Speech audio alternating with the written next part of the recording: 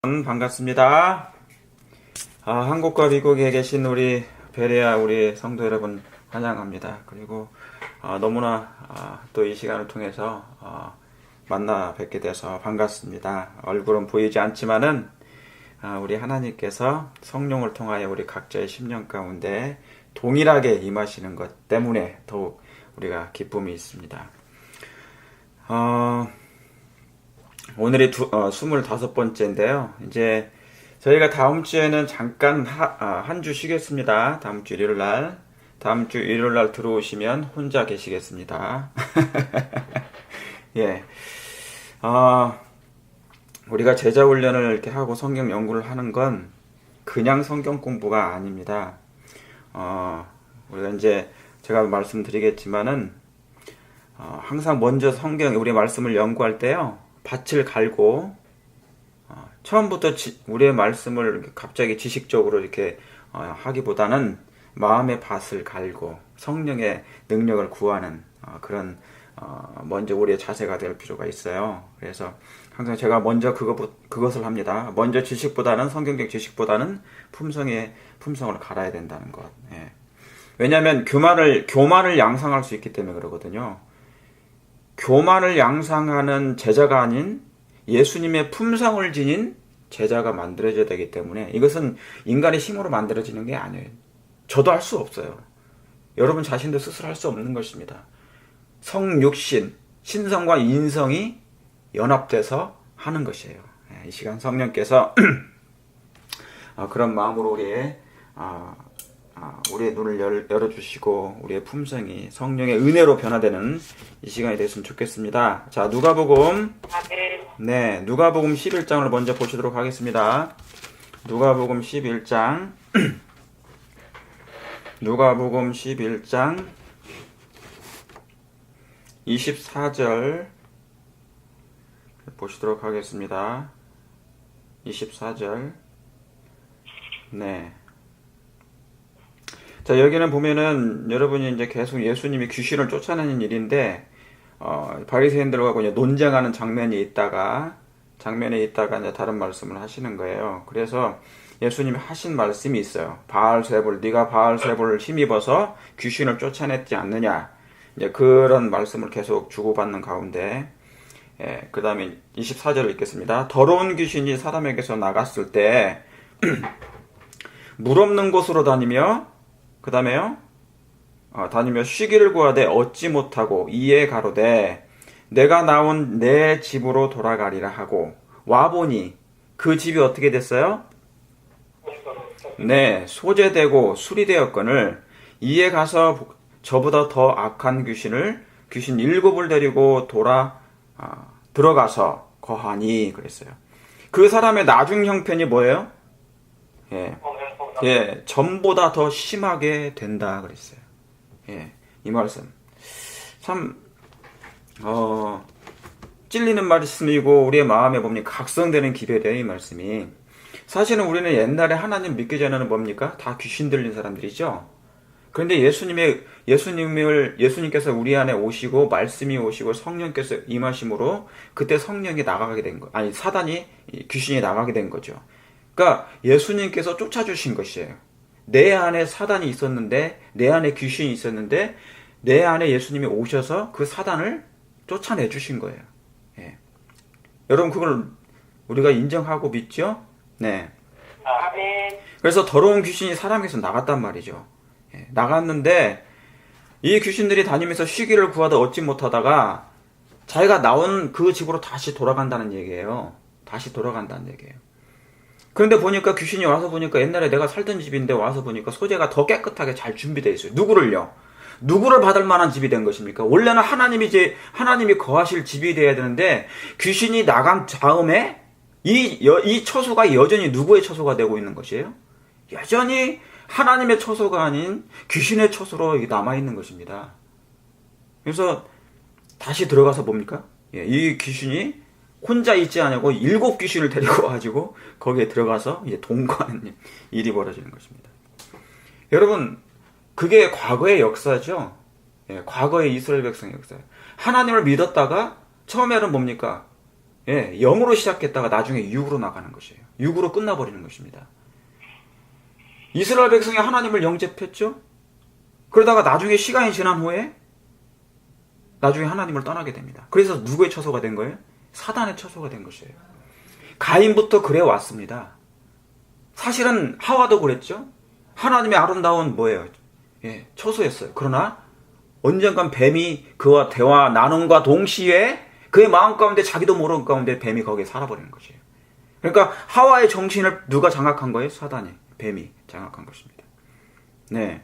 그래서 다시 이게 뭐냐면요, 귀신의 처소가 된다. 지금 이 미국이 어떻게 되고 있습니까? 계시록 16장에 귀신의 처소가 되고 있어요. 바벨론 세상이 돼가고 있다는 얘기죠. 원래 이렇게 청교도들이 와서 이 교회를 세웠는데, 이 미국을 세웠는데, 이 미국이 어떻게 됩니까 지금? 네, 점점 사단의 처소가 되어가고 있는 거하고 똑같은 것입니다. 그러니까 지금 뭐예요? 그 사람의 나중 형편이, 그 나라의, 이 미국의 나중 형편이, 한국의 나중 형편이 지금 재림교회의 나중 형편이 지금 어떻게 돼가고 있는 거예요? 예, 우리 안식일교회 나중 형편 옛날에는 정말 좋았어요. 시작을 좋았어요. 그런데 가면 갈수록 어떻습니까? 세속화되고 세상을 사랑하고, 그렇죠. 세상과 교회와 거리가 없어졌어요. 예, 그런 형편이 돼가고 있는 것입니다. 그러니까 뭡니까? 세상으로 가고 있단 말이죠. 백성들이. 예. 여러분, 그래서 우리가 지금 성경 공부하는 것은 뭐냐면, 공부하는 것은 성문법이 불문법 되려고 하는 거예요. 예. 성문율이, 지금 우리가 이 인쇄된 이 성경책을 가지고 뭐를 보는 거예요? 이 말씀, 이 문자적인 것을 가지고 우리 안에 하나님의 말씀이 새겨지도록 하는 것이죠. 영원히 지워지지 않는 불문법. 예. 그래서, 그게 뭐냐면 결국은 품성 얘기예요. 지금 이 뭐냐면 여기 귀신에 그 나간 자리에 귀신이 와서 보니까 여전히 그 자리에 아무것도 없는 거예요. 이 말이 무슨 얘기입니까? 사람의 품성의 변화가 안 된다는 얘기잖아요. 신앙생활을 오래 하거나 1년 하고 2년 하고 하면 세월이 흐를수록 우리의 뭐느냐? 우리의 처소는 더욱 아름다워지고 빛나야 되잖아요. 여러분, 옛날에 솔로몬에서 지어졌던 하나님의 성전은 뭡니까? 금은 전부 다 뭘로 다 만들었어요? 금으로 만들었어요. 예. 금은 뭘 상징합니까? 예, 금은 뭐냐면 믿음을 상징하거든요. 불로 연단한 금. 그렇죠? 그래서 그 성소라는 그 벽은 전부 다 금으로 다 입혀놨어요. 그러니까 뭡니까? 오직 누구만을 믿는다는 얘기입니까? 그걸 뭘 상징하는 거예요? 예수님을, 오직 하나님만을 믿는 성전들을 얘기하는 거죠. 우리의 몸들이. 우리의 몸은 너의 몸으로 뭐를 해요? 하나님께 영광을 돌리라. 그러면 우리의 몸은 뭡니까? 우리의 믿음으로 말미암아 예수님을 믿고 예수님의 품성을 닮아가야 되는데 이 처소가 그냥 남아있다는 거죠. 예. 뭐가 안 되고요? 예. 자라지 않고 품성이. 그래서 이 마지막 때는 이제 갈수록 어려워져 가고 있는 것입니다. 그래서 우리가 성경 공부하는 것은 이 뭡니까? 이 문제예요. 예. 그래서 이것은 전인적인 품성을 말합니다. 지식 이상을 얘기하는 거예요. 성경에서 하나님을 아는 지식을 할 때, 지식이라 할 때 그것은 하나님의 품성을 얘기하거든요. 잃어버린 세상에 하나님을 알지 못해. 뭐에 대해서? 지식에 대해서. 그분의 품성에 대해서. 예, 알지 못해요. 그래서 하나님께서 그 지식을 알게 하는 것이에요. 그런데 잘못하면 이제 뭡니까? 이게 이제 품성이 잘못되는 것이에요. 전인적인 품성이 안 되고 지식만 쌓이면 어떻게 돼요? 사단이 되는 것이죠. 예. 그러니까 저 사람은 지식은 증가하는데 품성은 못 따라가. 그렇게 말 들으면 어떻게 됩니까? 우리가 헛된 신앙한 거예요. 시간을 다 낭비한 거예요. 지금 이 말이 그 얘기입니다. 그 사람의 나중 형편이 전보다 더 심하게 되는 거예요. 예. 잘못되면. 그렇죠. 예, 이렇게 될 가능성이 많다 그 말입니다. 그러니까 저 사람은 성경 공부를 계속 해왔는데 지금 우리 베레아 모인 우리 성도님들이 하나님의 말씀을 공부하고 있어요. 제자 훈련을 받고 성경 공부를 계속 해나가는데 저 사람은 왜 계속 품성이 제자리지? 그런 말을 듣게 되면 이제 뭡니까? 하나님께 영광이 되지 않고 하나님께 욕을 돌리는 거예요. 예. 과거의 이스라엘 백성이 뭡니까? 그런 형편이었어요.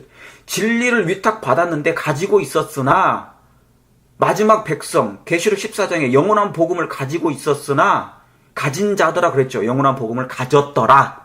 예수의 증거를 가진 자들로 더불어 가지기는 했는데 뭐예요? 이 품성이 안 변하면 어떻게 되는 거예요? 안 되는 거예요.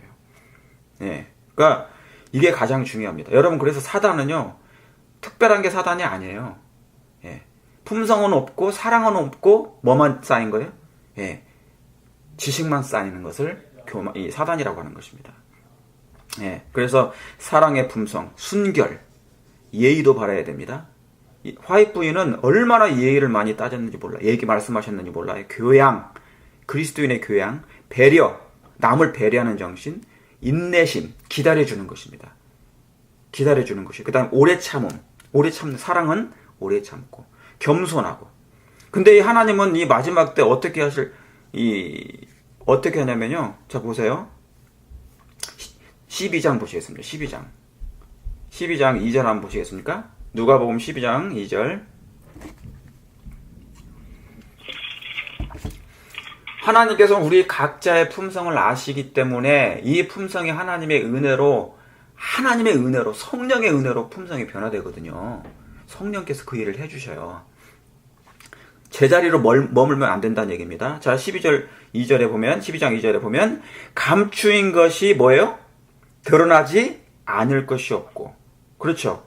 숨은 것이 알려지지 아니할 것이 없다고 그랬어요. 그래서 하나님께서는 마지막 때 있잖아요. 우리의 품성의 결함을 드러내신대요. 우리의 품성에 감추어진 품성을 그대로 놔두지 않으신다 그 말입니다. 표면 밖으로 하나님께서 나오게 하신다는 것이에요. 다 드러나게. 그래서 하나님께서 환경을 조성하신다는 얘기죠. 그래서 우리의 품성이 어디까지 왔는지 이제, 왜냐하면 계속 평안한 가운데 신앙생활을 하면 내 품성이 어딘지 뭔지를 모르는 거예요. 예. 그러니까 환경 속에서 사람은 어떤 이해관계가 있다든지 어떤 화날 수 있는, 화가 날 수 있는 그런 자극적인 환경이 있을 때 저 사람의 품성의 진정성을 볼 수 있는 거거든요. 진정한 품성을. 그래서 하나님께서는 그걸 드러내신다 그랬습니다. 예. 그래서 이게 뭐냐면 마지막 때는 우리의 영적 결함의 품성의 환부를 드러내셔요. 그래서 뭐냐면 내가 몸에 어디가 아픈지 드러내셔야지 뭐예요? 우리가 병원 가서 치료를 받는 것처럼 똑같은 거예요. 하나님께서. 그러면 드러내시는 이유가 뭡니까? 저 사람을 욕하려고, 사람들이 욕먹게 하려고 그런 게 아니에요. 너무너무 사랑해서 그런 거예요.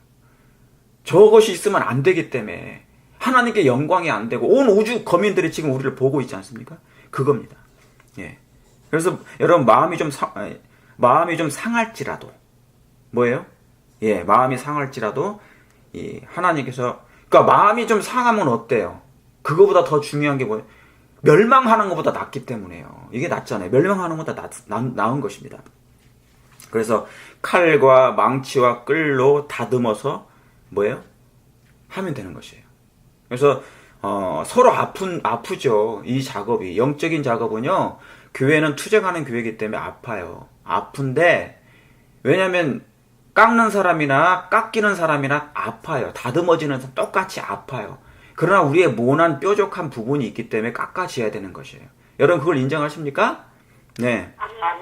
예. 그래서 유다는 있잖아요. 예수님은 유다를 직접적으로 이렇게 견책하지 않았어요.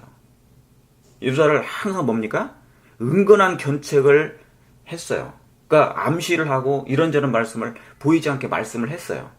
그때 이 예수님의 은근한 견책에 화를 냈어요. 누가요? 유다가 그랬단 말이죠. 그러니까 그래서 예수님은 유다의 그 속이 좁고 이기적인 생활을 고쳐주려고 하셨던 것이죠. 그러니까 뭐냐면 여러분, 만약에 내게 어떤 사람이 나에게 더 이상 견책과 책망을 해주지 않는다. 그러면 그 사람에게는 뭐냐면은 은혜 기간이 끝난 거예요. 똑같은 거예요. 은혜 기간이 끝난 거나 마찬가지예요. 왜냐하면 왜 그런 줄 아십니까? 저 사람이 들을 귀가 없기 때문에 더 이상 말을 안 하는 거예요. 영적인 부분에 있어서 더 이상 받아들이지 않아. 그러면 뭡니까? 더 이상 얘기를 못 하는 거죠. 그러면 슬피 울며 떠나가는 거예요. 그래서 사무엘처럼 사울의 품성이 더 이상 변화되지 않고 순종적이지 않게 됐기 때문에 이미 뭐예요? 사무엘은 떠난 것입니다. 그래서 집에 가서 울어요. 그러지만 그에 대해서 더 이상 구원의 문제는 말을 하지 않아요. 여러분, 그 침묵이 얼마나 두려운지 모릅니다. 그러니까 하나님이 우리에 대해서 침묵하지 않도록 우리에게 만약에 견책을 하시거나 책망을 해주시는 기별이 있거든, 그것을 화로나 성으로 받아들이지 말고 감사함으로 받으시길 바랍니다. 예, 그건 너무너무 중요한 거예요. 자, 그래서 우리의 모든 것, 용모, 표정, 음성, 그런 모든 것, 성격들. 자, 계시록 7장 보시겠습니다. 계시록 7장. 제가 제자 훈련하는데 가장 중요한 게 뭐냐면 뭐라고 그랬어요? 지식보다 뭐라고요? 품성. 이 품성이 너무너무 중요한 거예요. 이 성경 전체가 그 얘기예요. 품성 얘기예요. 자, 7장, 죄송합니다. 7장 1절에 이 일 후에 내가 네 천사가, 자, 여기 네 천사가 나옵니다. 네 천사가 땅 네 모퉁이에 선 것을 보니 땅에 뭐예요? 사방에 뭐를 잡잡아요? 바람을 붙잡아 바람으로 하여금 땅에나 바다에나 각종 나무에 불지 못하게 하더라 그랬어요. 그랬죠? 바람은 뭘 상징합니까? 바람은 여기서 전쟁, 그렇죠? 전쟁, 환란, 그런 걸 얘기하는 거예요. 그러니까 지금 바람이 불었다, 그러면 폭풍이 불었다, 그러면 이제 뭡니까? 환란이 오는 것이에요. 시련이 오는 것입니다. 큰 시련. 그런데 하나님께서 내 천사로 하여금 이 바람을 뭐 하라고요? 붙잡으라고요. 땅의 사방에 바람을 붙잡으라고요. 왜요? 지금 우리 주변에 환란이 없는 것은, 이 미국이 아직 평안한 것은 뭐를 잡아서 그런다고요? 바람을 붙잡아서요. 이곳에 하나님의 백성들이 있기 때문에 잡는 거예요. 그리고 하나님의 백성들의 뭐하기까지요? 3절 보세요. 가로되 우리가 우리 하나님의 종들의 뭐하기까지요? 이마에 인치기까지 땅이나 바다나 나무나 해하지 말라. 그러니까 땅, 바다, 나무는 전부 다 이 세상을 상징합니다. 그러니까 바람이 불면 이 땅, 바다, 나무들은 다 이제 해를 입어요. 그만큼 엄청난 시련이 온다 그 말입니다. 상상 개국 이래로 없던 환란이죠. 근데 하나님께 붙잡아 주신단 말이죠. 천사들은 장차의 운명에 대하여 세상의 경고를 다 받을 때까지 투쟁의 바람이 불지 못하도록 억제하고 있다는 것이에요. 이제 폭풍이 모여들어 지상에서 폭발하려고 하고 있다고 그랬어요. 하나님께서 천사들에게 그 바람을 놓으라고 명하실 때 세상에는 표현할 수 없을 만큼 큰 전란의 광경이 전개될 것이다. 이거 화해 부인의 말씀이에요. 그러니까 지금 바람을 붙잡고 있잖아요. 그런데 여기 뭐라고 써있는지 아십니까? 성경만이 이 일에 대해 올바르게 관찰할 수 있게 해준다고 했어요. 그러니까 지금 뭐냐면 믿는 자나, 자, 우리 같이 믿는 사람들, 세상에 안 믿는 사람도 세상에 끝이 있단 말이에요. 이 지구에 끝이 있단 말이에요. 지구가 이제 하나님께서 태초에 태엽을 감아놓으신 그 태엽이 이제 거의 풀렸어요. 다 풀렸습니다. 이 지구가. 그러니까 조절 능력을 상실하고 있잖아요. 서서히. 그런데 뭐예요? 하나님 이 바람을 붙잡으시는 이유는 성경만이 이 일에 대해서 올바로 이해하고 깨달을 수 있기 때문에 그런 것이에요. 그래서 성경을 봐야 됩니까? 안 봐야 됩니까? 봐야 되죠. 봐야 돼. 네. 여러분, 우리가 이 말씀을 많이 들었어요. 내 천사, 천사들이 내 모퉁이 사방에 바람을 붙잡아. 그런데 여러분, 많이 듣는 게 중요한 게 아니고 그 말씀 표면 아래 숨겨진 실제 상황, 실제 상황, 정말 바람을 붙잡고 있는 것을 느끼십니까? 느끼시냐고요. 이걸 우리가 살면서 너무 평안하니까 이게 느낌이 없으면 안 돼. 영적 감각이 이제 마비돼 버리면요, 느낌이 없는 거예요. 이게 이런 상황에서 뭘 하라고 그랬는데, 성경을 보라고 그랬는데, 붙잡고 있을 때. 그런데 우리는 뭡니까? 평안하니까 같이 그냥 마음도 내려놓고 성경도 다 접어버려요. 그러면 어떻게 됩니까? 평안하다 할 때 그 다음에 후련히 멸망이 오는 거예요. 네. 그러니까 이것을 뭡니까? 이것을 분명하게 인식하고 깨닫고 각성하고 깨어있는 것이 중요합니다. 그렇습니까? 예. 아멘. 그게 그 차이예요. 그 차이가 다른 것이에요. 그러니까 지금 폭풍 직전의 상태입니다. 영적 폭풍 직전의 상태. 그럼 어떻게 됩니까? 성경을 연구해야 됩니다. 성경을 왜 연구해요? 성경을 연구하는 이유가 뭡니까? 예, 성경을 연구하는 이유가 있죠. 자, 여러분. 제가 성경 전체는 성경 전체 가운데 논의된 중심 주제가 있어요. 그게 뭐냐면 구속의 경륜이에요. 이 구속의 경륜은 사람의 심령 가운데 하나님의 형상을 회복하는 거예요.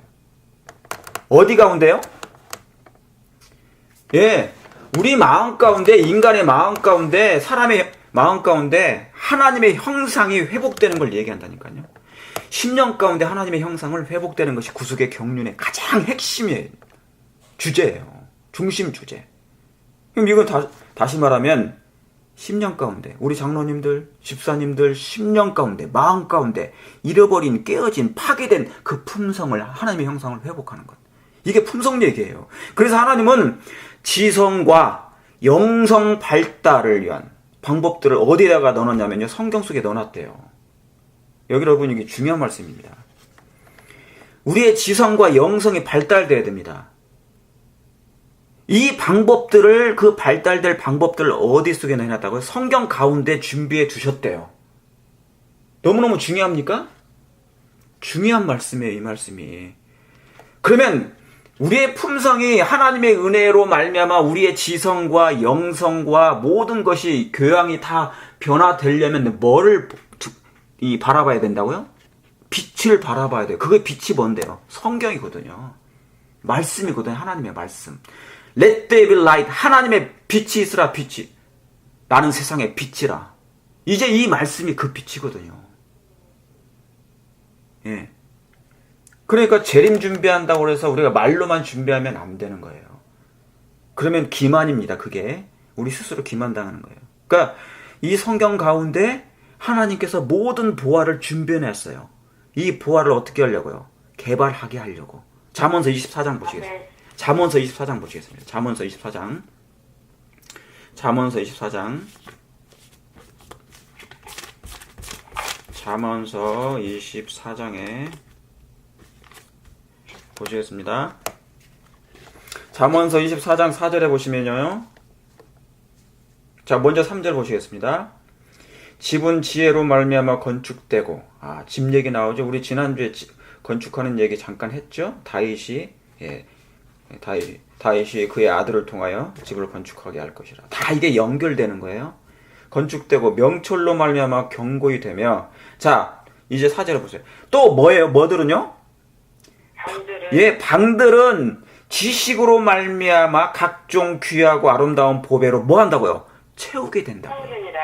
그러니까 여러분, 여러분의 몸은, 여러분의 마음은 뭐예요? 방이에요, 방. 어떤 방입니까? 하나님의 진리의 지식을 채워질 방이라 그 말입니다. 아멘. 이해하시겠습니까? 예. 각종 보화예요. 진리의 각종 보화. 예수님께서 넣어주시고자 하는 그 보화를 여러분의 각 방에다가 넣어놔야 되는데 그게 마음의 방이라 그 말입니다. 그래서 필요할 때마다 교양이라는 교양, 사랑은 사랑이라는 방에서 꺼내서 사람들에게 뭐예요? 그것을 증명해 줘야 돼요. 내 방에는 이게 있어. 네 방에는 이가 있어. 이쪽 방에는 이것이 있어. 품성, 아름다움이 있어. 겸손이 있어. 그죠? 자비와 동정이라는 그게 뭐예요? 그게 예수님 안에 있는 것이었거든요. 그러니까 예수님 방에는 그런 아름다운 보화가 있었던 것처럼 우리의 마음의 방에도 그게 있어야 된다는 말입니다. 그걸로 채우라 그 말이에요. 여러분 정말 채우기를 원하십니까? 예. 그래서 이 책장, 우리의 마음은 방이기도 하면서 책장이에요. 아름다운 것을 넣어놓는. 그래서 필요할 때마다 그것을 꺼내 쓰는 방. 지적 교양과 영적 교양. 예. 그런데 이건 그냥 되는 게 아니죠. 이 말씀, 성경을 봐야만이 되는 것이에요. 이걸로 채워야 되는 것입니다. 여러분, 계시록 14장의 4절에 보면 14만 4천이 있죠. 그러면서 어린 양이 어떻게 해요? 어린 양이 어디로 인도하든지 뭐 하는 자예요? 따라가는 자들이죠. 예. 그렇죠. 여자로부터 정절히 더럽힘을 받지 아니하고. 예. 그 14만 4천이는 어린 양이 어디로 인도하든지 따라가는 거예요. 자, 그러면 보세요. 잠언서 2장 보시겠습니다. 2장. 잠언서 2장 1절에 내 아들아 네가 만일 나의 말을 받으며 나의 계명을 내게 간직하며 그 다음에 2절에 뭐예요? 내 뭐를요? 귀를 내 귀를 어디에 기울인다고요? 내 지혜에 기울이고 내 마음을 명철에 두며 마음을 명철에 두고 지식을 불러 구하며 명철을 얻으려고 소리를 높이며 은을 구하는 것 같이 그것을 구하며 그 다음에 뭐예요? 뭐를요? 감추인 내 보배를 찾는 것 같이 그것을 찾으며 그래요. 이게 뭐예요? 내 귀를 어디에 기울인 거예요? 예. 예수님도 이 땅에 어떻게 하신 줄 아십니까? 그분은 매일 하나님의 음성을 귀를 기울이셨어요. 그분의 생애가 그것이었습니다. 예수님의 생애가 귀를 기울이셨단 말이죠. 예수님의 생애를 여러분, 예수님은 유년, 소년, 성년 시절을 통해서요 성경을 공부하셨대요. 어린 시절에 그분의 어머니의 무릎 위에 앉아가지고 날마다 선지자의 두루마기에 기록된 성경을 배웠다는 것이에요. 젊은 시절에는 이른 아침과 저녁 해질 때 황혼의 산속에 들어가서 있잖아요. 또는 숲속에서 홀로 하나님과 기도하셨고 그분의 말씀을 연구했다는 것입니다. 조용한 시간을 보냈대요. 그래서 연구하면서. 그래서 뭡니까? 그분의 봉사의 생애 동안에 나타난 성경에 대한 그 풍성한 정통한 지식, 그 지식이 그때 나온 거예요. 그 지식은 그분께서 성경을 얼마나 깊이 열심히 연구했는지를 증명한다고 그랬어요. 이게 예언의 신의 말씀이에요. 화이트분이 기록한 말씀입니다. 이게. 그러니까 그냥 갑자기 사람들에게 봉사할 때 말씀이 나오는 게 아니고 평소에 어려서부터 그 일을 하셨다는 거죠. 그리고 매일 매순간 한순간에. 여러분 마지막 때 우리가 환난 때 있잖아요. 사람들 앞에 법정 앞에 서서 왕들 앞에 가서 대통령 앞에서 정치인들 앞에서 세상 사람들 앞에서 복음을 전할 때 평소에 준비됐던 쌓아놓았던 선의를 쌓아놓았던 진리가 쌓았던 그 진리를 쌓아놓았던 그 말씀이 그때 성령을 통하여 흘러나가는 것입니다. 그렇죠? 그러니까 물이 차야지 물이 흘러나가죠. 내 몸에 물이 없는데 물이 나가지 않죠. 그래서 기근이 돼버리는 거예요. 예. 평소에 기근의 날을 위해서 기근의 물을 채워놔야 되는데 그때 채워놓지 않으면 나중에 뭐예요? 자신도 기근이고 세상도 기근이 되는 거예요. 자, 그래서 여기 보면은 내 귀를 뭐예요? 자, 여기 여러분 거기 옆에다가 써놓으세요. 잠언서 아까 2장 그 2장 옆에다가 잠언서 21장 3절 보세요. 그러면은 21장 13절입니다. 13절. 내 귀를 아까 그랬죠. 내 귀를 어디에 기울인다고 했어요? 지혜. 내 귀를 지혜의 귀를 기울여 그랬어요. 그런데 자 13절 보시겠습니다. 잠언서 21장 13절 찾으셨습니까? 네. 네. 자 보세요. 귀를 막아 뭐예요? 누구의 부르짖음이에요? 가난한 자의 부르짖는 소리를 뭐하지 아니하면 듣지 아니하면 자기의 부르짖을 때에도 뭐 할 자가 없어요? 들을 자가 없는 거예요. 그러니까 아까 뭐예요? 잠언서 2장에는 그 내 귀를 어디에 들어가고 지혜의 귀를 기울이라고 그랬는데 지금 이 평안한 때에 하나님의 말씀에 우리의 귀를 뭐하지 아니하면 하나님의 부르심에 귀를 기울이지 아니하면 그러니까 귀를 막아서 가난한 자의 그 부르짖음을 듣지 아니하면 가난한 자가 누구예요? 여기서 가난한 자가 누구죠? 고린도 후서하고 생각나시죠? 부요하신 자로서 가난하게 되심은 어떻게 하신다고요? 우리로 뭐하게 하려고요? 예, 우리로 부요케 하시려고 그분이 가난하게 되신 것이에요. 그러니까 가난하신 분이 누구신 것이에요? 예수님이시죠. 네. 그러니까 이 귀를 막아 가난한 자의 부르짖으신 그 가난한 자는 예수님이 우리를 지금 우리에게 호소하시는 것이에요. 부르짖는 것이에요. 제발 말씀을 가지고 돌아오라고. 내 말에 귀를 기울이라고. 내 지혜에 귀를 기울이라고. 그래서 그 감추인 보화를 제발 발견하라고. 찾아서 발견하라고. 그런데 지금 이 귀를 막아서 그 가난하신 부르짖는 예수님의 그 음성을 듣지 아니하면 어떻게 된다는 거예요? 나중에 자기의 부르짖을 때에도 우리가 이제 환난을 당해서 그런 사람이 환난을 당해서 하나님께 주여 나를 좀 도와주세요. 나를 좀 구원해 주세요. 할 때 그때는 뭐 한다고요? 침묵한다고요. 그때는 하나님도 들을 수가 없다 그 말입니다. 하나님도 도울 수가 없어요. 하나님도. 우리 예수님도 도울 수가 없어요. 왜? 은혜 기간이 개인적으로 끝나버렸기 때문에. 잠언서 1장 보시겠습니다. 잠언서 1장 보시면 1장 23절에 1장 23절에 보셨습니까? 네. 네, 잠언서 1장 23절에 나의 책망을 듣고 뭐 하라고요? 듣고 돌이키라. 내가 나의 신을 너희에게 부어주면 나의 말을 너희에게 보이리라. 내가 부를지라도 너희가 뭐 하지 않나고요? 듣지 아니하겠고 내가 손을 뭐 할지라도 펼지라도 돌아보는 자가 없었고 도리어 나의 모든 교훈을 멸시하며 나의 책망을 받지 아니하였은즉 너희가 재앙을 만날 때 아까 제가 말씀드린 거죠. 재앙을 만날 때 가난한 자 지금 음성을 듣지 아니하면 그것을 귀를 막아 듣지 아니하면 여러분 갈라디아서도 그 말씀이 나옵니까? 때가 참에 사람들이 바른 교훈을 듣는데요? 안 듣는데요? 안 듣는데요. 그게 갈라디아서에 나오잖아요. 바른 교훈을 듣지 아니하며 그 귀를 진리에서 돌이켜 많은 스승을 쫓는다고 갈라디아서에서 나오잖아요. 너희가 재앙을 만날 때 내가 웃을 것이며 하나님이 도울 수가 없어. 하나님이 슬피 울며 가신단 말이에요. 너희에게 두려움이 임할 때 내가 비웃으리라 그랬단 말이죠. 예수님이 정말 비웃어서 그러신 것입니까? 가슴 앞에 터지면서 이제 견딜 수 없는 마음이 있죠. 너희의 두려움이 광풍같이 임하겠고 너희의 재앙이 폭풍같이 이르겠고 너희에게 근심과 슬픔이 임하리니 그때 너희가 나를 부르리라. 그래도 내가 대답지 아니하겠고. 왜요? 그들이 그 평안한 때 이 은혜 기간 동안에 뭐를 해서요? 귀를 막았어요. 귀를 막아 그 가난한 자의 부르짖음을 듣지 않으신 거예요.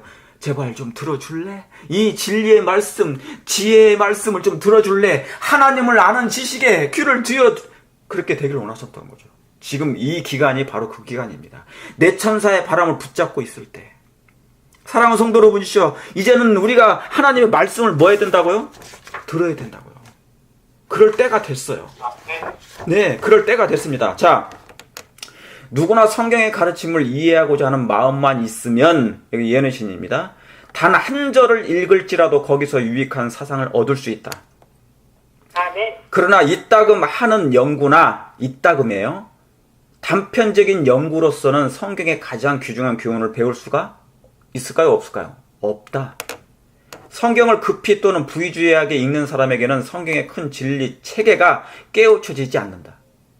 진리의 보화는 대부분 표면 아래 깊이 파묻혀져 있으므로 열심히 있는 탐구와 끊임없는 노력으로서만 이를 얻을 수 있다. 그것을 제가 여러분에게 지금 해드리잖아요. 그죠? 예. 그러니까 여러분이 노력하지 않은 것에 이제 뭡니까? 여러분은 거두기만 하는 거예요. 그게 요한복음 4장 얘기예요.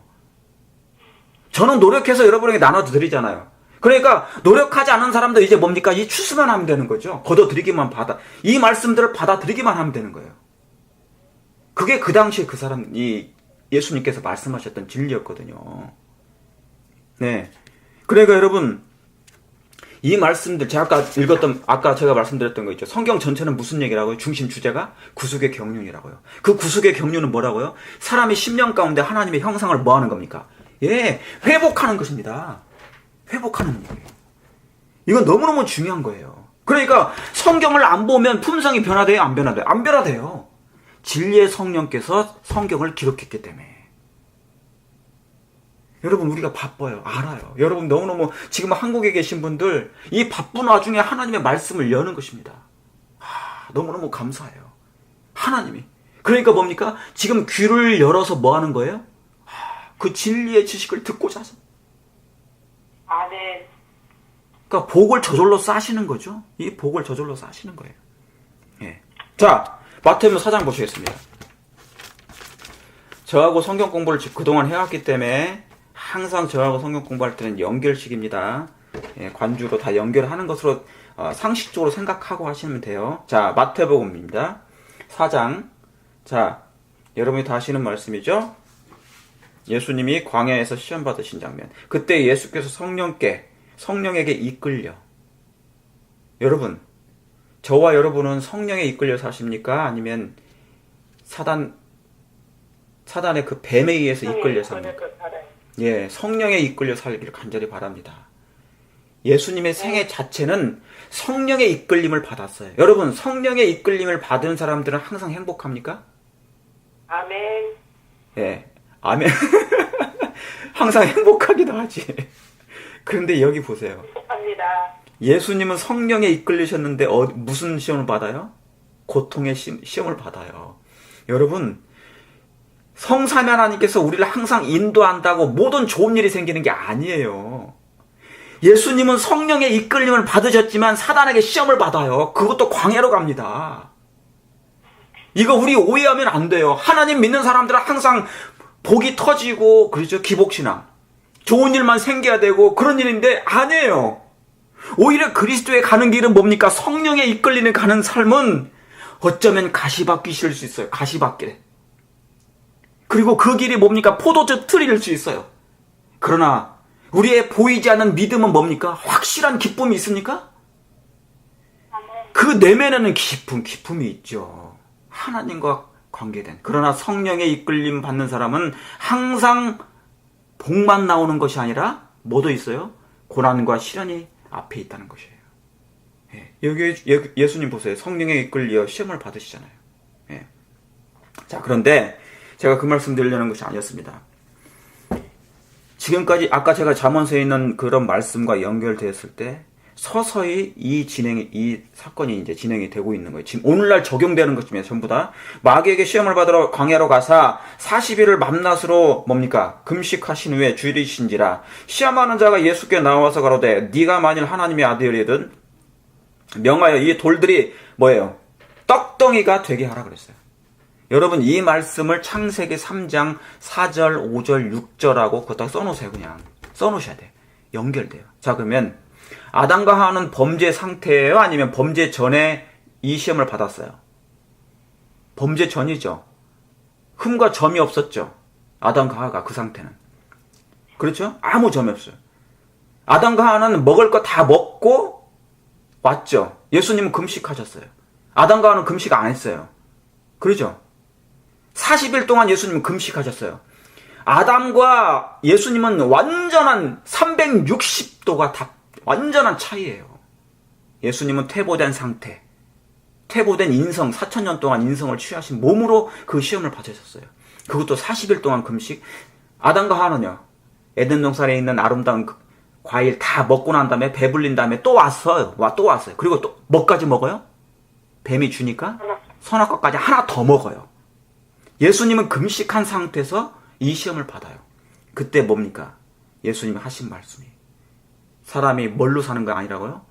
떡으로 사는 것이 아니요 하나님의 입에서 나오는 뭐로요? 모든 말씀으로 산다고요. 아멘. 그런데 오늘날 여러분 이 현상이 서서히 진행되고 있으냐? 뭡니까? 하와처럼 먼저 그걸 선택해요. 자, 떡이냐 하나님의 말씀이냐? 이것이 마지막 때 우리의 운명을 좌우합니다. 예. 이것이 우리의 마지막 운명을 좌우해요. 지금 그러고 있는 것입니다. 떡이냐 말씀이냐? 계시록 13장의 짐승의 표냐 말씀이냐?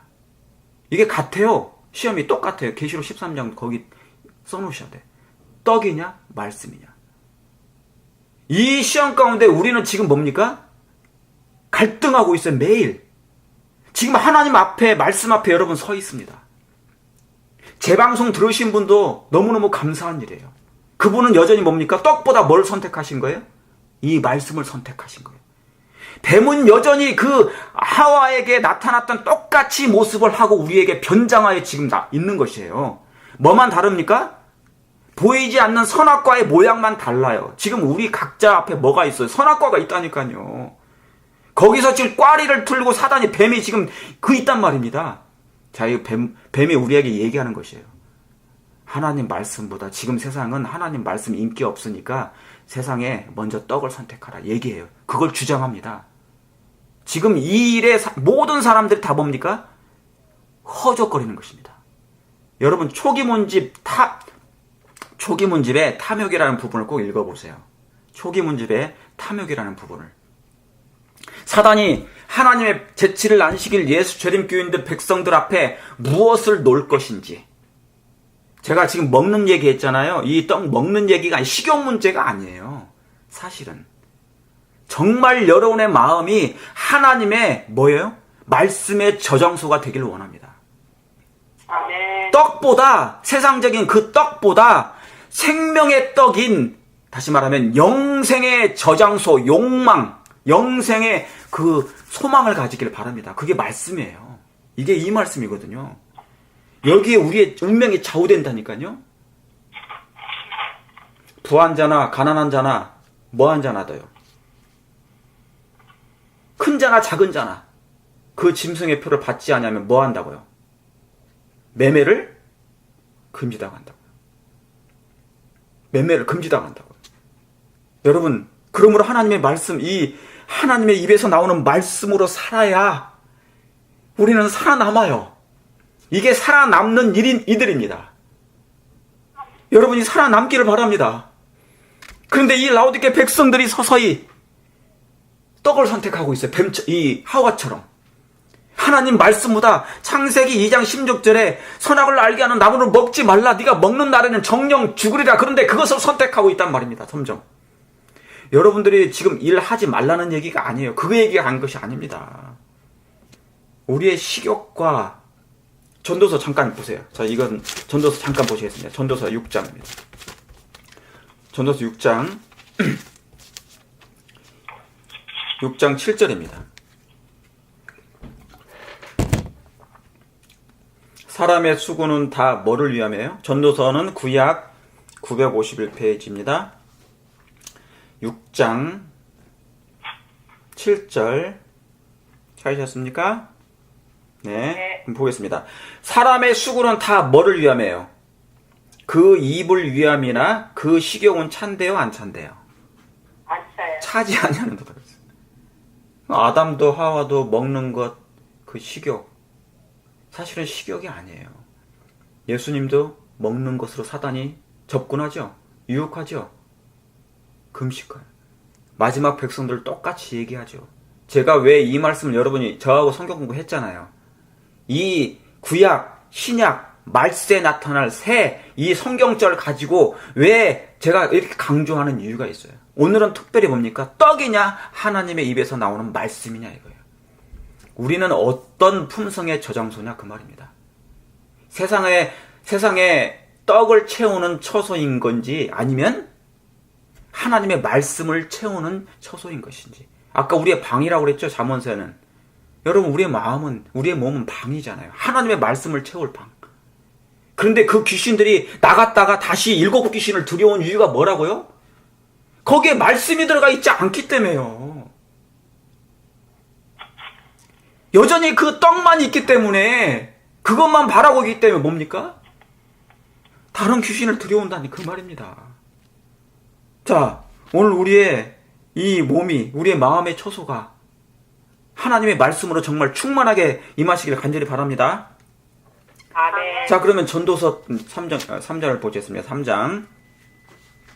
여러분, 제가 저번에도 우리가 누가복음이나 요한복음 5장 39절에도 너희가 성경에서 영생을 얻는 줄을 생각하고 성경을 상고하거니와, 이 성경이 뭐예요? 나에 대하여 기록한 것이라고 했죠. 그렇죠. 예. 예수님에 대해서 기록한 것이라고 했습니다. 모든 성경에 당신에 관한 것을 자세히 설명하시니라. 자, 전도서 3장 보시겠습니다. 천하의 1장 3장 1절에 천하의 범사가 기한이 있고 모든 목적이 이룰 때가 있나니 날 때가 있고 죽을 때가 있으며 심을 때가 있고, 그렇죠? 날 때가 있어요. 이건 누구 때입니까? 예수님 태어날 때. 여러분, 성경이 다른 때가 아니에요. 이 때에 관한 것은 전부 다 예수님과 관련된 거예요. 날 때가 있고 예수님이 태어날 때가 있어요. 때가 참에, 그렇죠? 때가 참에 날 때가 있고 죽을 때가 있습니까? 예, 죽을 때가 있죠. 심을 때가 있어요? 심을 때가 있어요. 씨 뿌리는 때가 있어요. 때가 있어요. 심은 것을 뽑을 때가 있습니까? 예, 거둘 때가 있는 것입니다. 죽일 때가 있습니까? 예, 그들이 죽일 때가 있는 것이에요. 예수님을. 예, 치료시킬 때가 있으며, 그 다음에 또 뭐 할 때가 있어요? 헐 때가 있나요? 헐 때가 있고, 세울 때가 있으며. 요한복음 2장 거기다가 써놓으세요. 2장 19절에.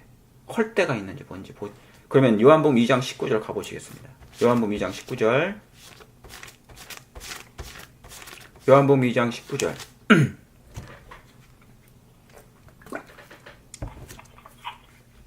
자, 예수께서 찾으셨습니까?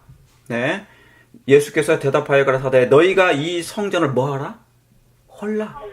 내가 사흘 동안에 일으키리라. 이 성전은 46년 동안 세웠건을 지었건을 네가 3일 동안에 일으키겠느냐? 그러나 예수는 성전된 자기 육체를 가리켜 말씀하신 것이라. 그러니까 구약에 있는 성전은 뭐예요?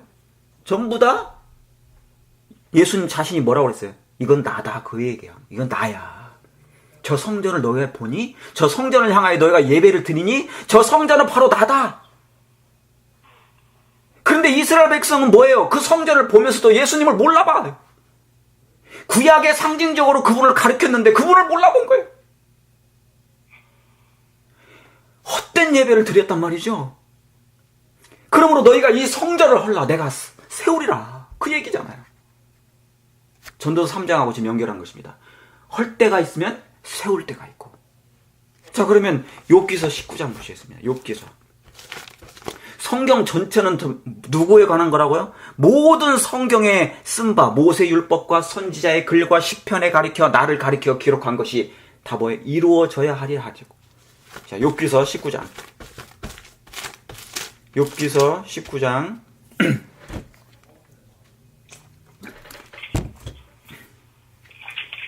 자, 욥기서는 신약이 있죠?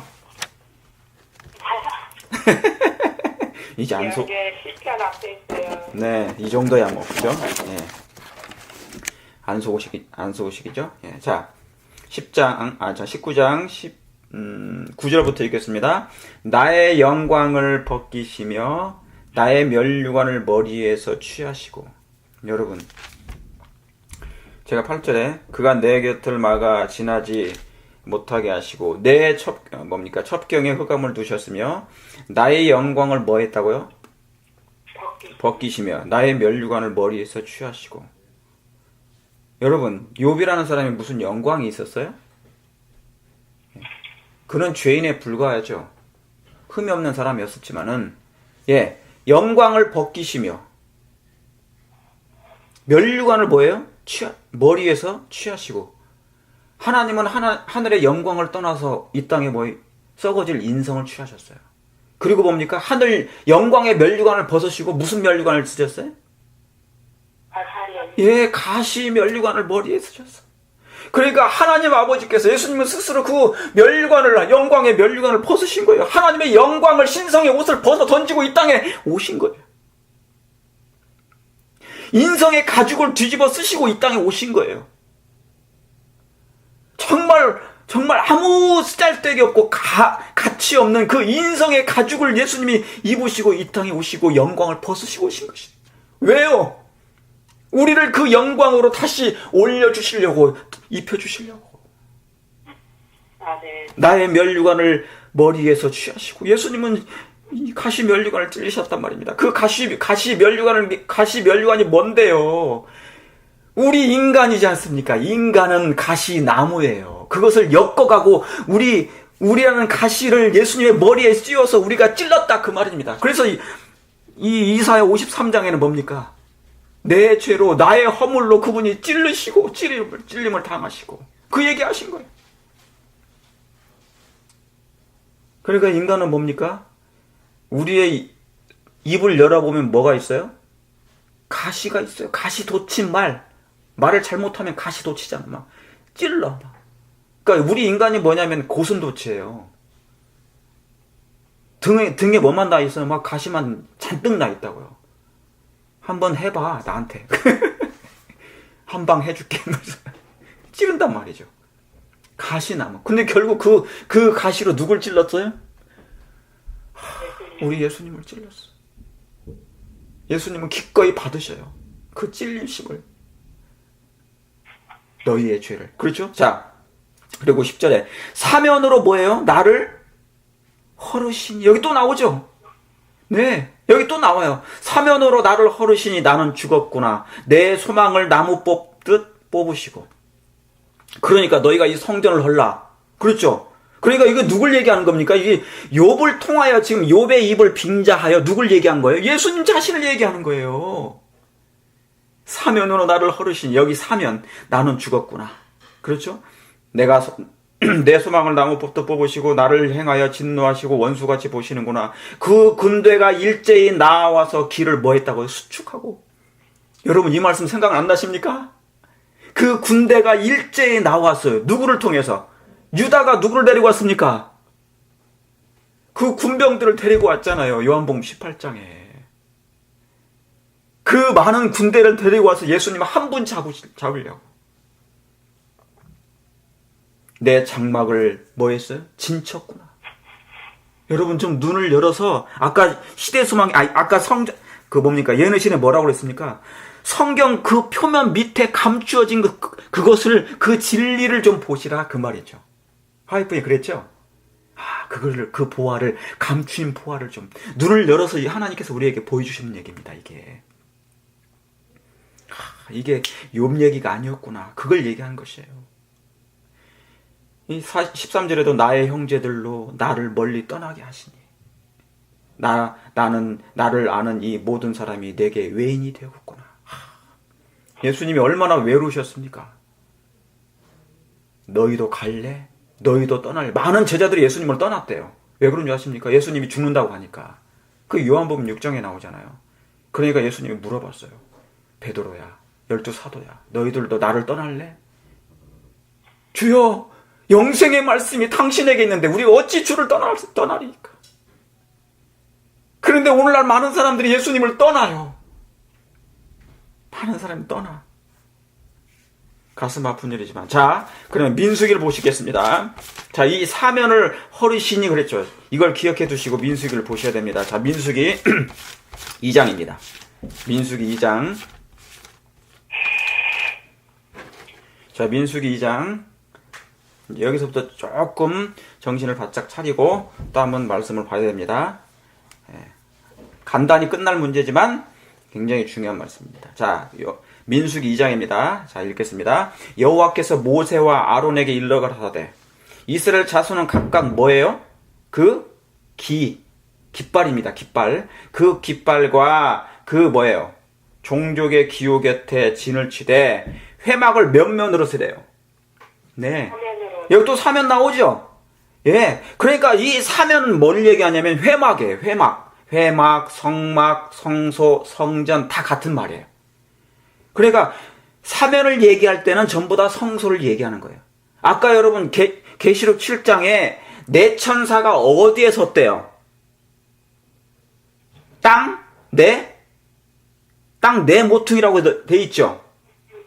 예, 여러분 저하고 성경 공부하신 분들은 단어 관주 막 그렇게 해라 그랬죠? 같은 단어끼리 연결. 왜 단어를 그만큼 단어 관주를 하게 되면 이 단어에 굉장히 유심히 보게 됩니다. 그냥 지나치지 않게 돼요. 예. 그래서 땅 네 모퉁이라 한 것은 다 뭐예요? 네 천사가 붙잡고 있는 거예요. 여러분, 지구는 하나님의 최초의 성소였습니까? 아멘. 예, 바로 성소죠. 그래서 그렇게 기록된 거예요. 자, 여기 뭡니까? 진을 치되 회막을 몇 면으로요? 사면으로 대하에 치라. 대하에 치라 그랬죠? 자, 그러면 이제 성소를 회막인데 성막인데 치는데 자, 3절에 동쪽에 자, 성소에는요. 옛날 구약의 성소는 이제 성소를 만들 때 성소의 동쪽에는 해 돋는 편에 자, 동쪽 해 돋는 편에 그 해 돋는 편이 어느 쪽이냐면 그 문 쪽입니다. 성소에 들어가는 문 쪽이 동쪽이에요. 항상. 동방 해돋는편에 진을 친 자는 그 군대로 지파가 있어요. 동쪽에 세 지파가 있는데 무슨 지파입니까? 유다 지파. 예. 그 다음에 5절에 그 곁에 진칠 자는 또 무슨 지파요? 이사갈 지파. 그렇죠. 자, 또 하나 지파가 있어요. 7절에 또 예, 또 스불론 지파라. 거기서 각 지파대로 동편에 성소의 동편에 뭐예요? 성막 동편에 유다 지파, 그 다음에 이사갈 지파, 그 다음에요 스불론 지파가 있었어요. 세 지파가. 자, 그 다음에 이제 10절에 남쪽에는 성소의 남쪽입니다. 이제 아래쪽에 남쪽에는 무슨 지파가 있습니까? 루벤 지파, 루벤 군대에 진기가 있을 것이라 루벤 자손의 족장은 이러한다. 그랬죠? 그 다음에요 12절에 네, 그 곁에 진칠 자는 시므온 지파예요. 그렇죠? 아, 처음에는 루벤 지파, 그 다음에 시므온 지파. 그 다음에 또 하나요. 14절에는 예, 갓 지파. 그랬죠? 그러니까 남쪽에는 루벤 지파, 시므온 지파, 갓 지파가 세 지파가 이렇게 진을 쳤단 말이죠. 성소를 뭐해서요? 중심으로 그 세 지파가 있었단 말입니다. 그리고 뭐가 있을까요? 깃발이 있어요. 항상 이 세 지파를 상징하는 깃발이 있었어요. 깃발이. 동쪽에는 또 세 지파가 있었고. 자, 그러면 서편에는요, 제일 에덴 동산이 있는 쪽, 에덴 동산을 향하는 쪽이 서편이에요. 거기에는 뭐가 있습니까? 지성소가 있는 것처럼. 그렇죠. 자, 18절 보세요. 18절에는 거기 서편이죠. 그죠? 서쪽에는 무슨 지파입니까? 네, 에브라임 지파의 군대에 진기가 있을 것이라 그랬죠. 그 다음에 또 하나요. 20절에 그 곁에는 네, 므낫세 지파가 있습니다. 그 다음에 21절에 그 군대는 계수함을 입은 자 32,200명이면 21절에 또 무슨 지파가 있습니까? 네, 베냐민 지파가 이 서쪽에 세 지파가 있는 거야. 에브라임 지파와 므낫세 지파와 베냐민 지파. 이 베냐민 지파는 누굽니까? 사울 왕이 베냐민 지파였어요. 그렇죠? 사울 왕이 베냐민 지파였어요. 네. 자, 그래서 이 세 지파가 서쪽에 있었습니다. 예. 그 다음에 북편, 제일 위, 성소의 제일 위, 북편이, 여러분이 상상으로 그리시면 제일 위쪽에, 북쪽에는 무슨 지파예요? 첫째? 단지파. 그죠? 예, 단지파, 군대의 징계가 단지파 있을 것이라. 단지파, 그 다음에 뭐예요? 27절에? 아셀지파. 네, 아셀지파라 그랬어요. 아셀지파라. 여러분, 성소를 지었던 뭡니까? 솔로몬 당시에 성소를 짓도록 하나님께서 지혜를 주셨는데 그 지파가 누구냐면 단지파였을 거예요. 예, 단지파. 그래서 하나님께서 그 단지파에다 그런 지혜를 주셨어요. 예. 그래서 그 오홀레압이라는 사람이 그 지혜를 받았는데 나중에 하나님을 떠나게 됩니다. 왜요? 보수를 너무 많이 바래. 탐욕이 생긴 것입니다. 예. 자, 그런 거. 그래서 사실은요, 솔로몬이 타락하게 되는 원인은 가장 중요한 건 뭐냐면, 원인은 이 여자가 아니에요. 여자는 여자이기도 했지만 더 큰 중심의 그 안속에 내면에 들어가 보면 탐욕이었습니다. 그 돈에 관련된 그 왕궁에서 일어나는 수많은 탐욕적인 것. 그것이 나중에 우상숭배로 돌아가 버려서 그 결국 타락하게 됩니다. 예. 자, 그래서 북쪽에는 뭐예요? 단지파가 있고 27절에 또 하나는 무슨 지파입니까? 그 곁에 진칠 자는 무슨 지파예요? 아셀 지파라 했어요. 그죠? 아셀 지파. 예, 아셀 지파라. 그 다음에 뭡니까? 29절에? 네, 납달리 지파. 그래서 이 북쪽에는 또 단지파와 아셀 지파와 뭐예요? 납달리 지파라고 그래요. 예. 그래서 어떤 사람들은요, 이 단지파를 뭐라고 하냐면은, 뭡니까? 우리 한국의 선조, 당군 신화에서 단지파. 예, 그 얘기도 있습니다. 자, anyway. 그래서 이 성소에 회막을 치는데 성소 사면으로 동서남북에 각 지파가 세 지파씩 있었어요. 동쪽으로는 유다와 이사갈과 스불론 지파가 있었고 남편에는 루벤 지파와 시몬 지파와 갓 지파가 있었어요. 서쪽에는 뭡니까? 성소편으로 지성소가 있는 쪽으로는 에브람 지파와 므낫세 지파와 베냐민 지파가 있었어요. 그 다음에 북쪽으로는 단 지파와 아셀과 납달리 지파가 이렇게 세 지파씩 있었습니다. 자, 그래서 이 이스라엘 백성은 성소를 중심으로 그의 생애가 뭡니까? 그들의 모든 생애가 다 인도됐어요. 예. 그들의 중심이 이 성소가 중심이었습니까? 그래서 구름 기둥이 인도하면 그 구름 기둥을 따라서 진행했습니다. 구름 기둥이 멈추면 그대로 멈췄습니다. 불 기둥이 인도하면 낮이나 밤이나 똑같았어요. 여러분, 그 구름 기둥은 오늘날에 뭡니까? 그 구름은 뭘 상징했어요? 오늘날에도 여전히 구름이 있어요, 없어요? 있어요. 옛날 이스라엘 백성이 인도했던 그 구름 기둥은 오늘날 영적 이스라엘 백성을 인도할 그게 뭐예요? 말씀이 구름입니다. 아멘. 오늘날에 이 구름이 없어진 게 아니에요. 하나님의 말씀이 구름입니다. 그러므로 여러분, 그 성소, 그 구름이 인도함을 받고 가나안 땅까지 가려면 이 구름을 인도를 받아야 돼요. 구름을 바라봐야 됩니까? 아멘. 예, 구름을 바라봐야 돼요. 그 구름 속에 누가 계셨어요? 예수님이 계셨단 말입니다. 천사장이 거기 안에 거하셨단 말이에요. 그것이 바로 뭐냐면 성육신의 개념이었단 말입니다. 구름은 우리가 흔히 인간이 보고도 살 수 있게끔 만들어 놓은 그 구름, 인성을 얘기했고, 그 안에 예수님이 신성으로 번뜩였단 말입니다. 오늘날 하나님의 성경이 바로 그것이에요. 이 성경이 성육신된 하나님의 말씀인 것처럼 성령께서 우리를 인도하시고 진리로 인도하시지 않습니까? 예, 바로 이 이스라엘 백성이 그렇게 인도를 받았단 말이죠. 오늘날 우리처럼. 자, 에스겔서를 돌아갑니다. 거기다 연결해 놓으세요. 에스겔서 1장입니다. 에스겔서는 예레미야 다음에 있습니다. 바로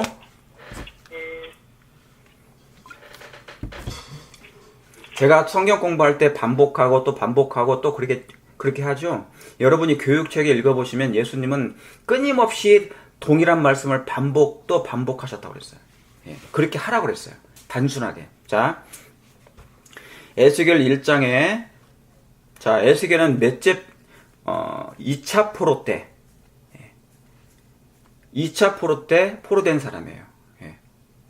2차 포로 때. 그래서, 592년경에 에스겔이 계시를 받습니다. 예, 에스겔이. 자, 여기 보면, 자, 다 읽지 않고요. 3절에 읽겠습니다.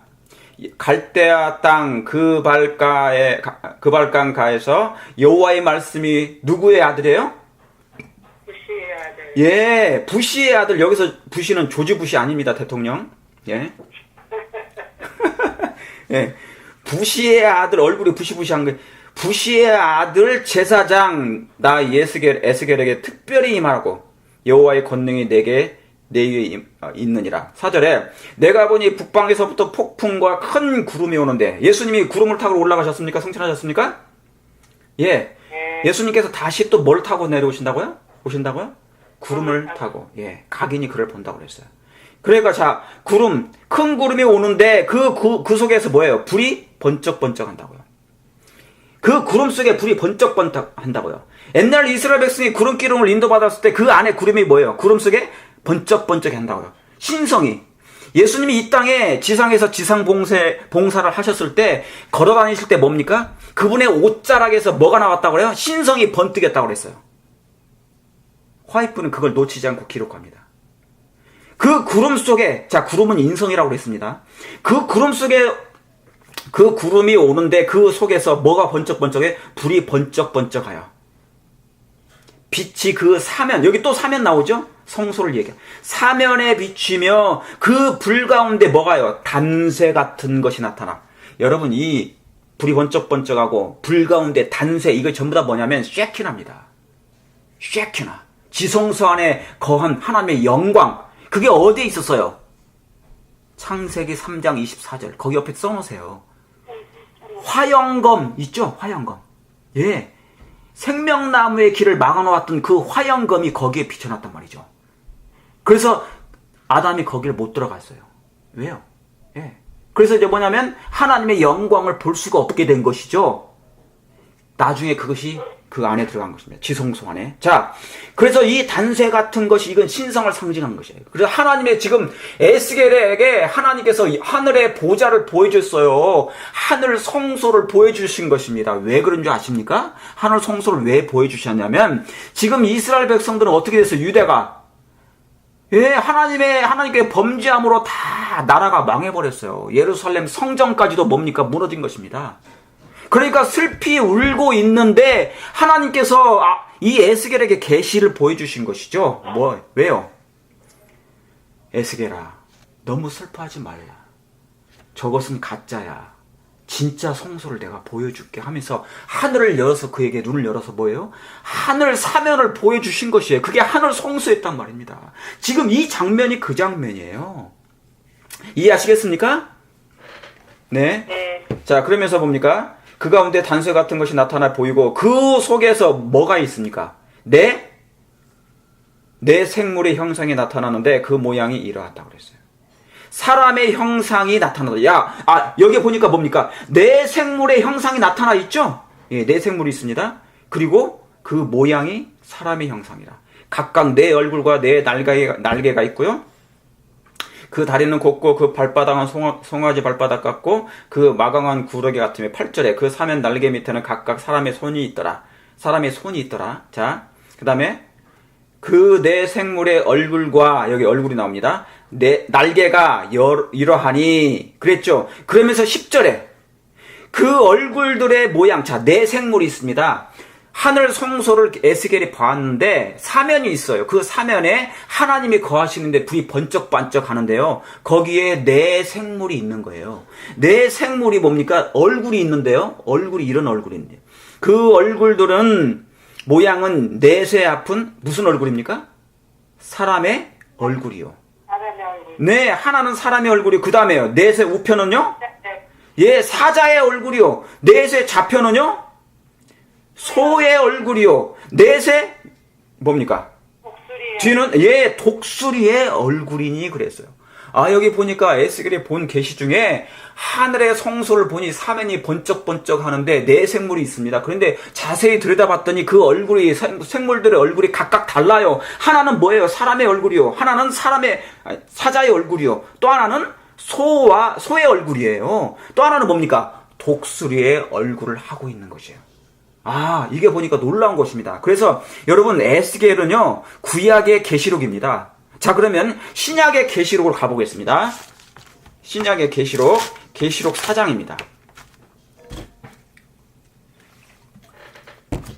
계시록 4장. 여러분이 민수기에 있는 말씀을 성소 사면을 이제 생각하시고 이제 같이 거기에 뭐가 있었다고 그랬습니까? 성소 각 지파의 동쪽, 서쪽, 남쪽, 북쪽에 지파가 있는데 그 지파의 세 지파에 그 지파를 상징하는 깃발이 있다고 그랬죠? 예.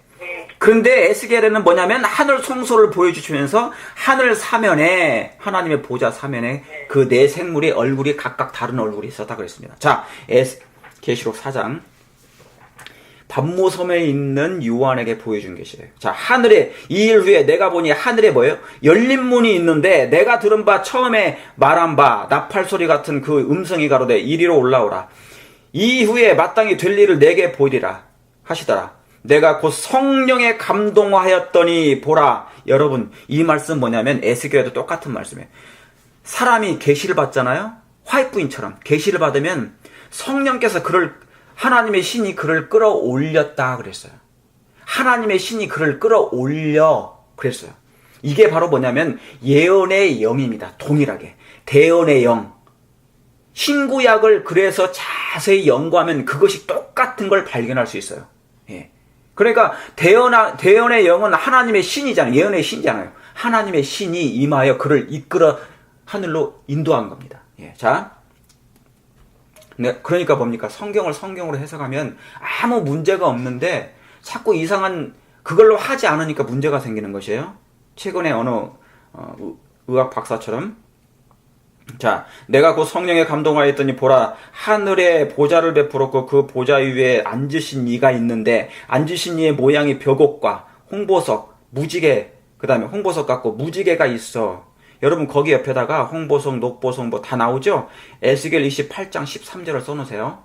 겔 28, 13절을 써놓으세요. 나중에 확인해 보시기 바랍니다. 이게 뭐냐면 하나님의 보좌를 상징하는 것이에요. 근데 거기에 누가 있었대요? 사단이 거기 있었대요. 그러니까 루스벨이 거기에서 하나님 보좌 그 우편에 있었단 말이죠. 뭐예요? 쉬운 자 거기 가장 뭡니까? 그룹 천사로. 거기에 그게 써 있습니다.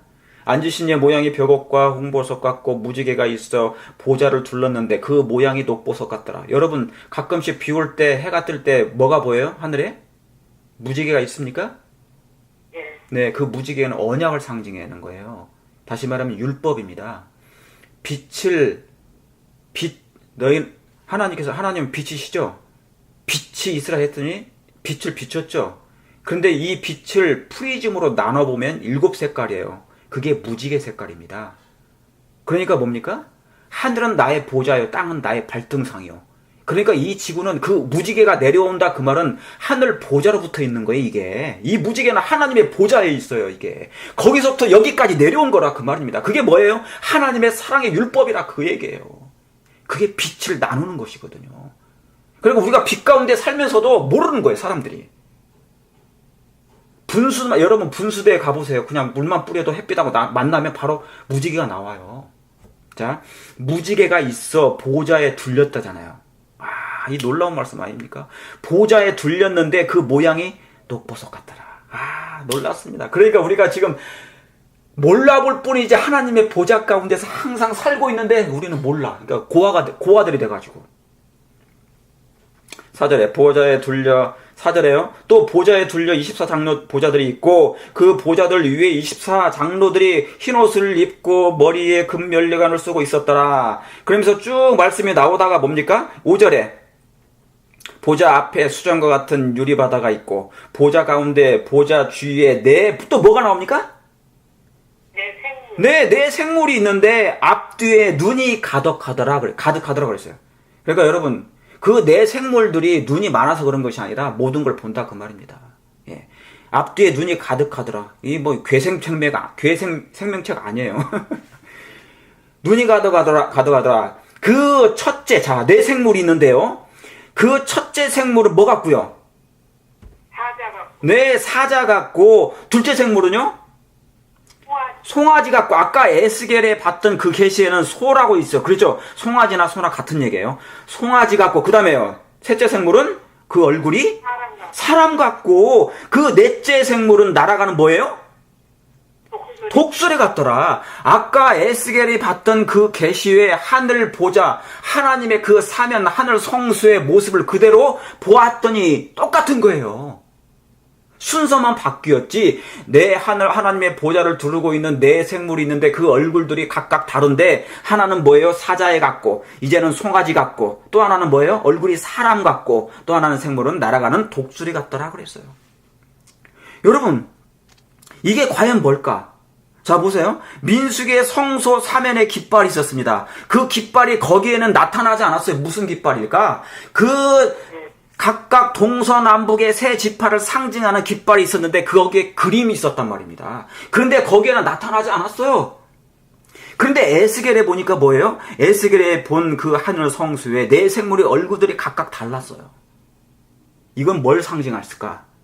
요한계시록이 보았던 것도 계시 속에서 봤던 그 하늘 성수의 단 사면 속에 봤던 그 성소가 뭘까? 여러분 그러면 자 이제 성소를 그려봅니다. 제일 오른쪽에 동쪽에 세 지파가 있었고 거기에는 뭐가 있었냐면 깃발이 사자의 깃발이 있었어요. 사자 모양을 한 깃발. 여러분 사자는 동물의 뭡니까? 왕이죠. 동물의 왕. 창세기 49장에 야곱이 예언할 때 자식들의 예언할 때 유다 지파의 사자라고 그랬어요. 여러분 왕으로 오신 예수님이 누구십니까? 예수님이시죠? 왕으로 오신 분이 예수님이세요. 왕을 상징하는 그 왕으로 오신 예수님을 기록한 장이 어디에 있어요? 사복음서 중에 마태복음이에요. 다윗의 자손 예수 그리스도의 세계라. 그래서 헤롯 왕, 막 거기는 왕으로의 왕이 나오는 것입니다. 아브라함과 다윗의 자손 예수 그리스도의 세계라. 그래서 거기는 왕, 지상의 왕, 왕으로서 오신 하나님, 왕으로서 오신 하나님. 마태복음 1장 1절. 그러면 사람으로 오신 예수님은 어디에 기록한 것입니까? 사복음서 중에 사람으로 오신 예수님, 인자는, 그걸 많이 나타낸 장이에요. 인성을 취하신 예수님을 상징한 장 어디예요? 그것은 누가복음입니다. 누가복음. 그래서 누가복음 6장과 누가복음에는요, 얘는 1장부터 계속 뭐가 디테일하게 예수님의 인성에 대해서 자세히 나와요.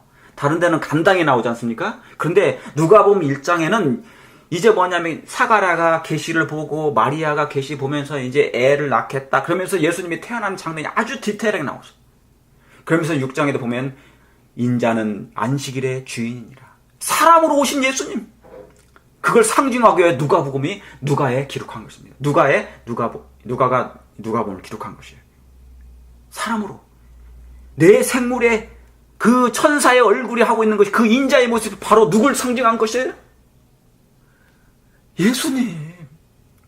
거기도 예수님이에요. 하나는 왕으로 오신 예수님을 상징하기 위해서 사복음서가 있었고, 그래서 공간복음이 놀라운 것입니다. 여기는 뭐예요? 사람으로 오신 예수님. 그러면 여러분, 소는 뭡니까? 송아지, 그건 뭘 상징하죠? 종으로 오신 예수님. 종으로 오신 예수님. 예수님은 여러분 마가복음 10장에 예수님 뭐라고 그랬어요?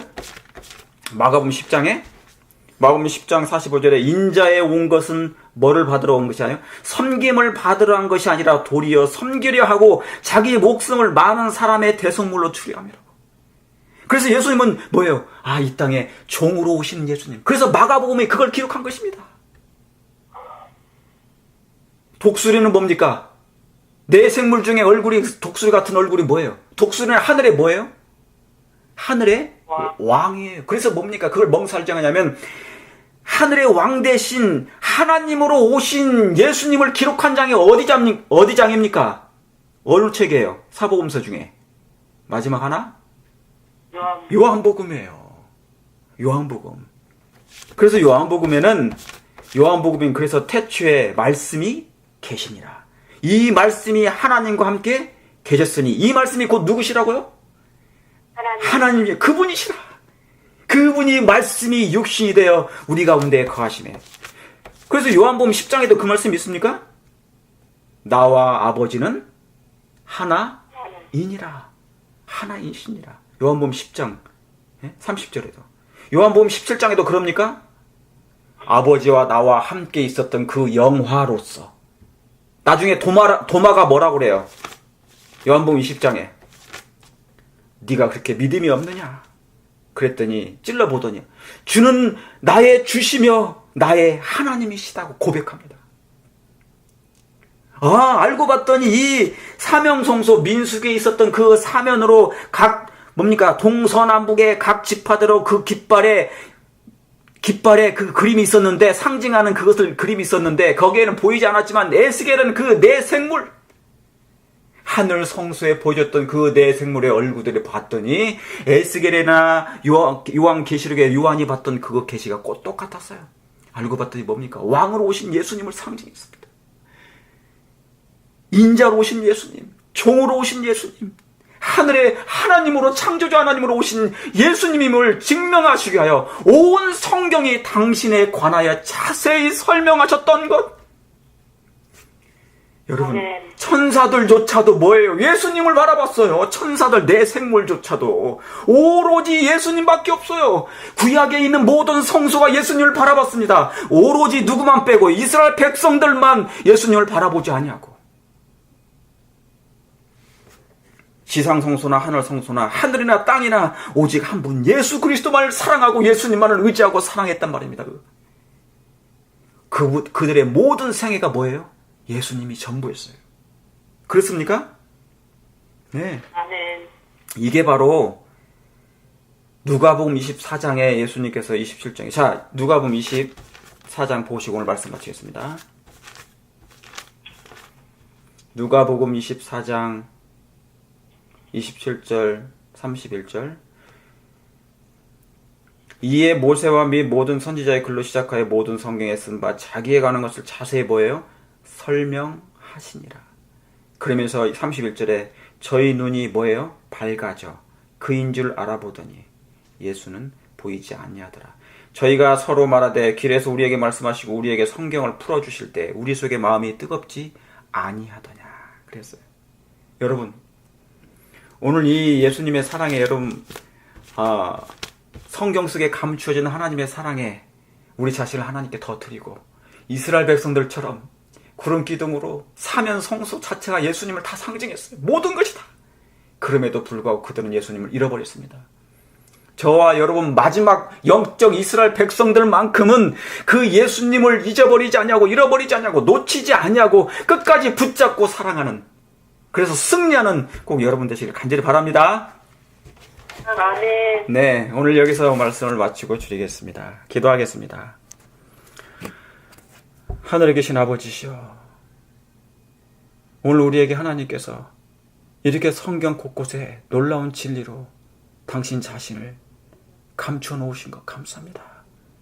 아멘. 이 감추인 보배를 찾아 발견하는 자에게는 여호와를 경외하는 줄을 알 거라 하였사오니, 오 주님이시여, 이스라엘 백성들처럼 저희들 살지 않게 도와주시고, 아버지여, 그들 주변에 항상 예수님을 상징하는 것이 있었지만 그들은 예수님을 결국 잃어버리고 말았습니다.